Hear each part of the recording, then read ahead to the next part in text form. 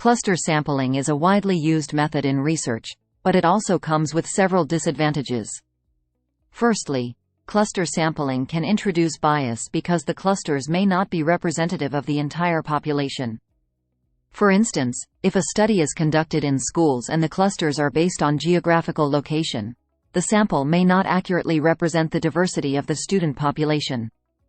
Another disadvantage is that larger clusters can lead to higher variability within the clusters, which can affect the accuracy of the results.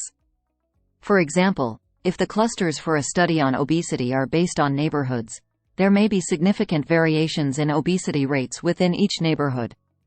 Cluster sampling can also be more time-consuming and expensive compared to other sampling methods. For instance, in a healthcare study, if the clusters are hospitals, it would require significant resources to collect data from multiple hospitals. Another disadvantage is the potential for increased sampling error due to the loss of individual-level data. For example, if a study on consumer behavior uses cluster sampling, the researcher may miss out on specific demographic information that could provide valuable insights. Moreover, cluster sampling may not be suitable for studying rare or unique populations within clusters. For instance, if a study aims to examine the effects of a new drug on a specific genetic mutation, cluster sampling may not be effective. Additionally, if the number of clusters is small, the precision and generalizability of the findings may be limited. For example, if a study on workplace satisfaction uses cluster sampling and only selects a few companies, the results may not be applicable to all workplaces. Cluster sampling can also lead to a loss of efficiency compared to other sampling methods.